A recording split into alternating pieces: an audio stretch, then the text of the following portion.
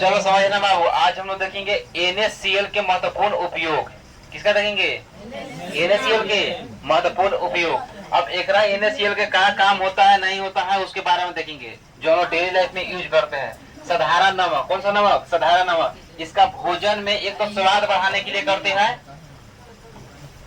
बाबू, इधर समझना, भोजन में इसको क्या करते हैं? स्वाद बढ़ाने के लिए इसका उपयोग करते हैं, और साथ ही साथ स्वाद तो बढ़ते करता है और शरीर के लिए फायदेमंद भी हो जाता है। और इसको उपयोग करने से क्या होता है कि तंत्रिका तंत्र पूरे बॉडी में बिछा हुआ है, ठीक है। कैसे? एक मेन बोर्ड रहता है लाइन वाला में, और पूरे मतलब घर में बिछा हुआ है तार उसका, और वहां से सभी जगह कनेक्ट होता है, जिसके कारण बॉल बढ़ता है मेन बोर्ड से। उसी तरह मेन बोर्ड किसको माना जाता है? ब्रेन को। किसको? ब्रेन को। और वहां से पूरे बॉडी में तार बिछा हुआ है, और वो तार के जरिए कहा होता है कुछ भी कहीं बॉडी में शरीर में होता है तो तंत्रिका तंत्र के जरिए कहा सिग्नल जाता है कि यहाँ बॉडी में ये चीज घटना हुआ है, चाहे कोई वस्तु चुभता है तो संदेश तुरंत दिमाग को लग जाता है कहाँ पे चुभा है। जैसे जैसे कोई चीज गड़ा वहां पे क्या होता है, अपरूपी समझ होता है, हाथ चल जाता है, चलता है ना। तो ये जो हाथ और पैर ये सब हिलाने डुलाने क्रिया ने मांसपेशियों को गति प्रदान करने में भी मदद करता है। कौन? NaCl करता है। कौन करता है? NaCl करता है। और तंत्रिका तंत्र में एक जगह से दूसरे जगह संदेश भेजने में मदद कौन करता है? NaCl। कौन करेगा? NaCl। तो यहाँ लिखा है कि यह एक क्या महत्वपूर्ण रसायन है। क्या बाबू?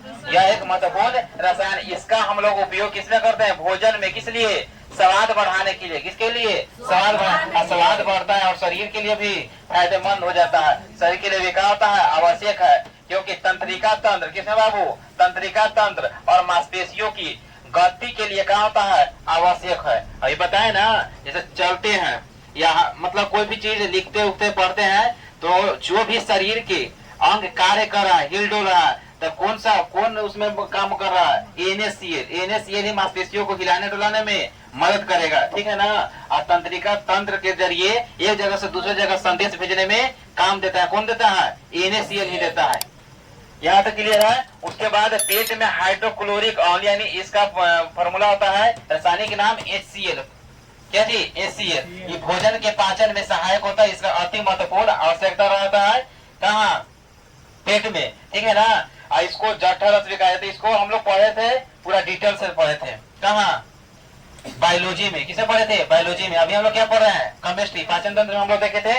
अब इसका है तो याद रखना कि HCl के भी स्राव में मदद कौन करता है?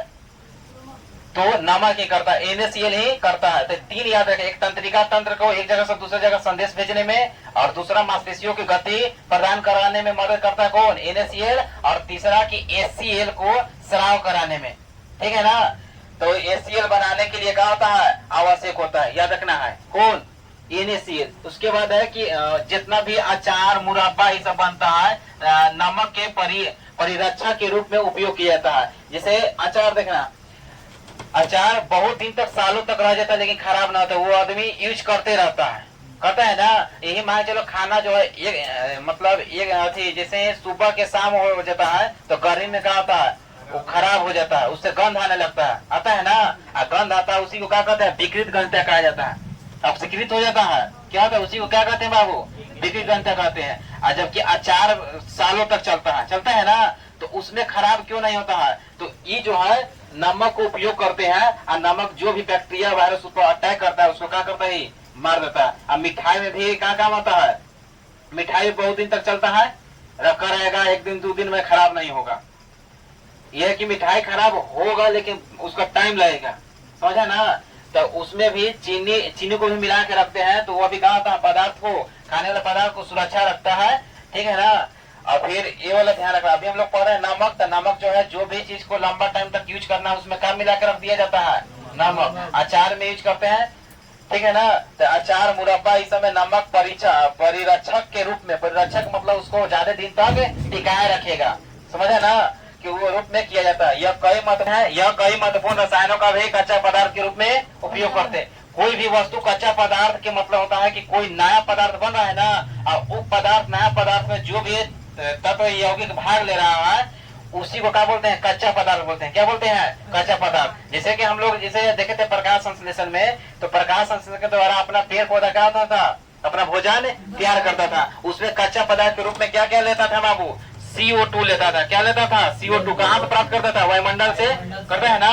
अब बाकी H2O में खनिज लवण आ जाता है, जल। और इसी के साथ साथ क्या होता है? क्लोरोफिल। क्या रहता है? क्लोरोफिल। और सूर्य के प्रकाश की उपस्थिति में यह भोजन C6H12O6 प्लस O2 क्या करता है?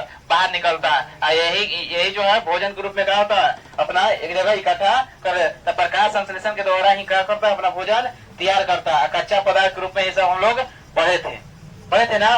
तो ये इसी को कहते हैं, कोई भी पदार्थ, नया पदार्थ बनाने में जो तत्व यौगिक भाग लेता है उसी को क्या बोलते हैं? कच्चा पदार्थ बोला जाता है। ठीक है ना। कच्चा पदार्थ के रूप में उसका तो यही है नमक जो कई रसायनों का निर्माण करवाता है, जैसे कच्चा पदार्थ के रूप में उपयोग होता है। तो याद रखिए, NaCl से बनने वाला यौगिक सोडियम हाइड्रोक्साइड। कौन है? Sodium hydroxide, baking soda, washing soda और विरंजक चूर्ण। ठीक है ना। सोडियम हाइड्रोक्साइड तो ये तो फॉर्मूले है NaOH। क्या चीज? NaOH। बेकिंग सोडा के NaHCO3। बेकिंग सोडा का फॉर्मूला क्या है? NaHCO3। और इसका रासायनिक सूत्र वॉशिंग सोडा का क्या होगा? एकरा में याद रखना है, मतलब क्या चाहिए? वॉशिंग मतलब धोना। ठीक ना। तो यहाँ से कितना Na2CO3 और 10H2O। ठीक है ना। फिर है विरंजक चूर्ण। कौन जी? विरंजक चूर्ण है। विरंजक चूर्ण का फॉर्मूला होता है CaOCl2। तो यहाँ NaCl के हम महत्वपूर्ण उपयोग देख लिया। अब इसका कैसे निर्माण होता है इसके बारे में हम लोग आगे देखेंगे।